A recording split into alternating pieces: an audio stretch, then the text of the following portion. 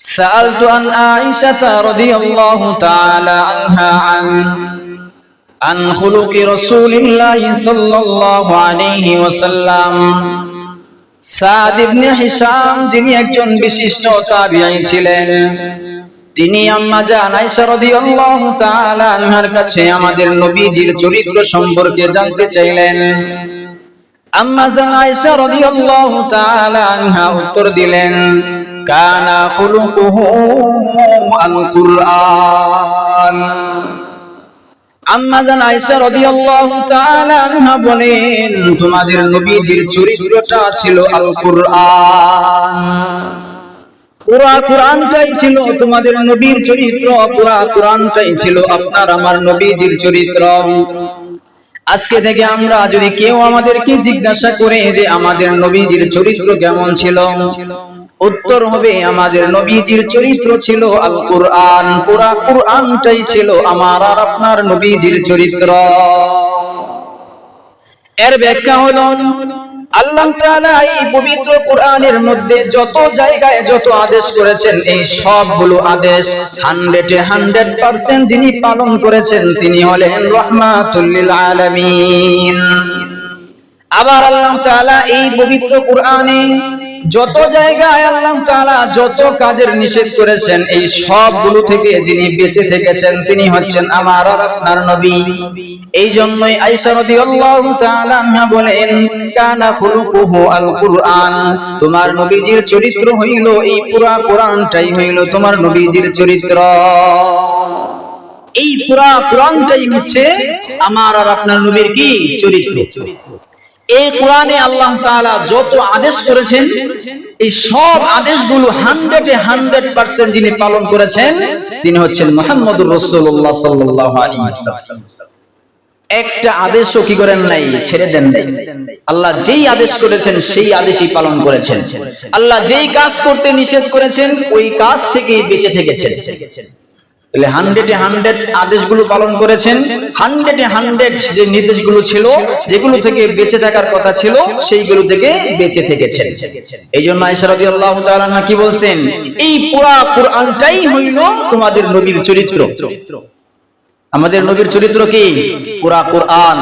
আমাদের নবীর চরিত্র পরিপূর্ণ কুরআনটাই হলো আমাদের নবীর চরিত্র। তাহলে কেউ যদি জিজ্ঞাসা করে যে আমাদের নবীর চরিত্রটা কেমন ছিল, জবাব দিতে পারবেন না? আল কুরআন। আমাদের নবীর চরিত্র হচ্ছে আল কুরআন। সুবহানাল্লাহ। কি পরিমাণ আখলাক আর চরিত্র আছে এটা তো দেখলেই বোঝা যায়। অনেক সময় মসজিদে অনেক সময় বাচ্চারা নামাজ পড়তে আসে না, ছোট ছোট বাচ্চারা নামাজ পড়তে আসে, তো উনি ছোট বাচ্চার সামনে জায়গা খালি পাইছে, সামনের কাতারে দাঁড়ায় গেছে। আপনি মুরব্বী আসছেন পড়ে, এখন আয়েশা যদি তারে বলেন, এই পিছে যা, সামনের কাতারে কেন দাঁড়াইছো?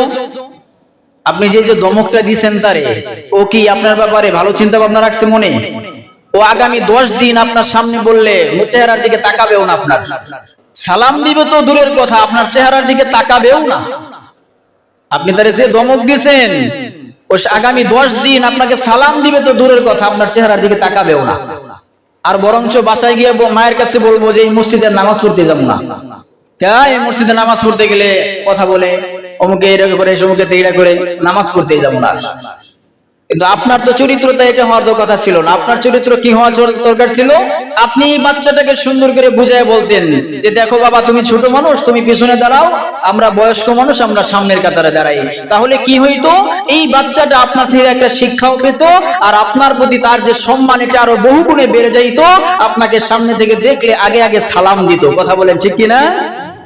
তাহলে আমরা কি করব? বাচ্চারা মসজিদে আসলে একটু চিল্লাফাল্লা করবেই তারা। হাদিসের মধ্যে আছে, নবীজিও বলেছেন যে মসজিদে কাতারের পিছনে বাচ্চাদের চিল্লাচিল্লির আওয়াজ নাই, বোঝা গেল কিয়ামত অতি নিকটে। ওই এলাকার মানুষগুলি অতি তাড়াতাড়ি দিনহারা হয়ে যাবে, কারণ তার বাচ্চাগুলো তারা মসজিদে আসতেছে না। আস্তে আস্তে বড় হবে, তখন তাদেরকে ধরেও মসজিদে আনা যাবে না। এক সময় তারা মসজিদ কি জানবেও না, চিনবে না, নামাজ কিভাবে পড়তে হয় জানবে না। তখন আস্তে আস্তে তারা দিন থেকে বঞ্চিত হয়ে যাবে। যেমন বাচ্চারা মসজিদে আসলে একটু আওয়াজ হবেই, এটাই স্বাভাবিক। এটা কি, এটা আরো ভালো, যেটা আপনার ভবিষ্যৎ ভালো হইতেছে, যে বাচ্চারা মসজিদ চিনতেছে, নামাজ কিভাবে পড়তে হয় দেখতেছে, শিখতেছে। এজন্য আমাদের ধৈর্য সহকারে বাচ্চারা আসলে একটু যদিও চিল্লাপাল্লা করে আমরা তাদেরকে বুঝায় বলবো। এটা আমাদের নবীজির কি চরিত্র, এটা আমাদের নবীজির আখলাক। রাসূল করিম সাল্লাল্লাহু আলাইহি ওয়াসাল্লামের এই আখলাক যদি আমরা আমাদের জীবনে বাস্তবায়ন করতে পারি, আমাদের জীবনটা আরো সুন্দর হয়ে যাবে। নবীজির আদর্শকে যদি আপনি আপনার গলার মালা বানাইতে পারেন, তাহলে আপনার জীবন আরো সুন্দর হয়ে যাবে, আপনার জীবন আরো পরিবর্তন হয়ে যাবে। যেই পরিমাণ কষ্ট তায়েফবাসী নবীজিকে দিয়েছিলেন, আল্লাহ তাআলার পক্ষ থেকে আযাব আসাটা এটা স্বাভাবিক একটা বিষয় ছিল। কারণ যেই পরিমাণ কষ্ট দিয়েছে আল্লাহর রাসূলকে, আল্লাহ তাআলার পক্ষ থেকে শাস্তি আসাটা এটা স্বাভাবিক বিষয়। তো ঠিক এমনই হয়েছে। আল্লাহ তাআলা হযরতে জিবরাইল আমিনকে পাঠিয়েছেন নবীজির কাছে। জিবরাইল আমিন আয়েশা নবীজির কাছে সালাম দিয়া বলেন, ইয়া রাসূলুল্লাহ, ইয়া হাবিবাল্লাহ, আল্লাহ তাআলা আপনার কাছে পাহাড়ের দায়িত্বশীলদের ফেরেশতাদের মধ্য থেকে একজন ফেরেশতাকে আপনার নিকট প্রেরণ করেছেন। আপনি ওই ফেরেশতাকে যা আদেশ করবেন ওই ফেরেশতা আপনার তাই কথাগুলো সে মানবে। আপনি যদি বলেন যে এই কওমকে ধ্বংস করে দিতে, তাহলে ওই ফেরেশতা এই কওমকে ধ্বংস করে দিবে। ঠিক তখনই ওই পাহাড়ের দায়িত্বে নিয়োজিত যে ফেরেশতা ছিল, ওই ফেরেশতা নবীজির কাছে আয়েশা সালাম দেয়, ইয়া রাসূলুল্লাহ, ইয়া হাবিবাল্লাহ, আল্লাহ তাআলা আপনাকে আমার কাছে প্রেরণ করেছেন। আর আপনি যে ওই যে তায়েফের কওমের সাথে যে কথাবার্তা আপনার হয়েছে, এই সব কথাবার্তাগুলো আপনার রব সবকিছু শুনেছেন এবং দেখেছেন।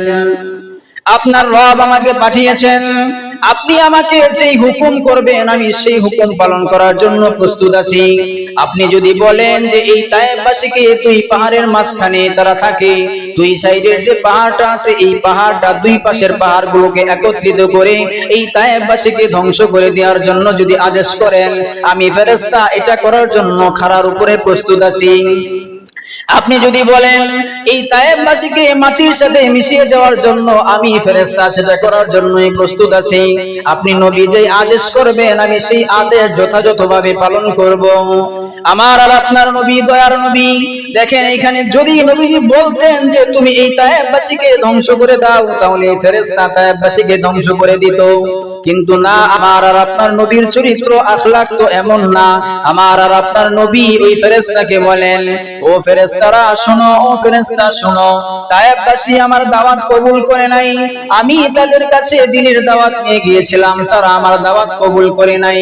তুমি তাদেরকে ধ্বংস করো না, কারণ তাদের ঘর থেকে যে সন্তান হবে ওই সন্তানগুলো তো হয়তো আমার দাওয়াত কবুল করবে। কেমন দয়ার নবী ছিলেন, চরিত্রটা কেমন ছিল যে তারা আমার দাওয়াত কবুল করে নাই তায়েফবাসী। এখন যদি আমি বলি যে তাদেরকে ধ্বংস করে দাও, তারা ধ্বংস হয়ে যাবে, আমি তো আর আমার এই দ্বীনের দাওয়াত কারো কাছে নিয়ে যেতে পারবো না।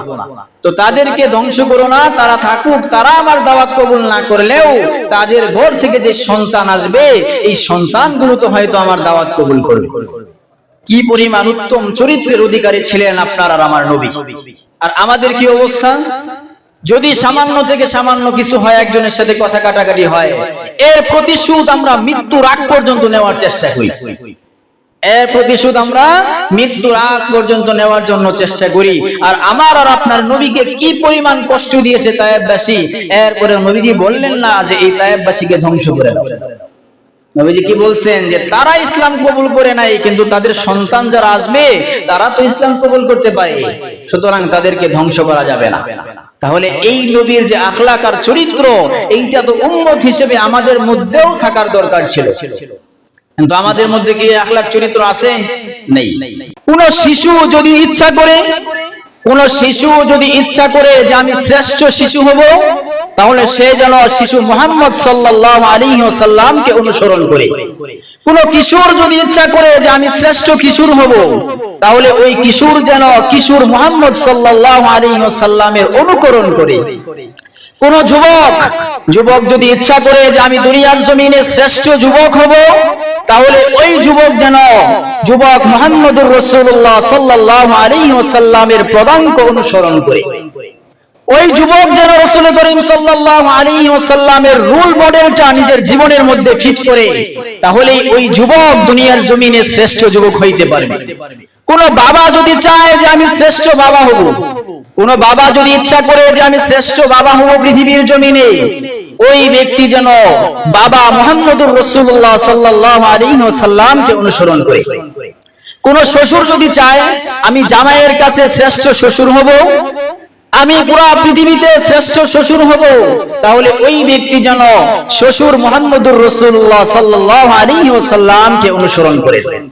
কোন রাষ্ট্রপ্রধান যদি চায় যে আমি দুনিয়ার জমিনে এমন রাষ্ট্রপ্রধান হব যে এই পৃথিবীর বুকে আমি চলে গেলেও আমার নাম থাকবে, মানুষ আমার নামটা সম্মানের সাথে মুখে নিবে, ওই রাষ্ট্রপ্রধান যেন রাষ্ট্রপ্রধান মুহাম্মদুর রাসূলুল্লাহ সাল্লাল্লাহু আলাইহি ওয়াসাল্লামকে অনুসরণ করে।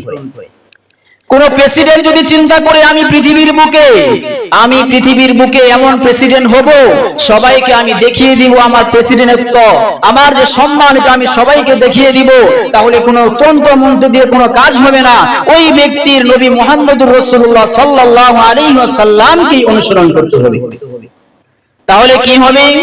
যুবক যদি নবীজিকে অনুসরণ করে, ওই শিশু যদি কোনো নবী শিশুকে অনুসরণ করে, কিশোর যদি কিশোর মুহাম্মদকে অনুসরণ করে, কোন বাবা যদি নবী মুহাম্মদ বাবাকে অনুসরণ করে, কোন শ্বশুর যদি শ্বশুর মুহাম্মদকে অনুসরণ করে, পৃথিবীর বুকে তার চাইতে শ্রেষ্ঠ যুবক কেউ হবে না, পৃথিবীর বুকে তার চাইতে শ্রেষ্ঠ শ্বশুর কেউ হবে না, পৃথিবীর বুকে তার চাইতে শ্রেষ্ঠ প্রেসিডেন্ট কেউ হবে না, পৃথিবীর বুকে তার চাইতে শ্রেষ্ঠ কিশোর শিশুর কেউ হবে না এই পৃথিবীর বুকে। কারণ নবীর আদর্শ যার মধ্যে আছে তার চাইতে উত্তম চরিত্রওয়ালা তো আর কেউ হতে পারে না।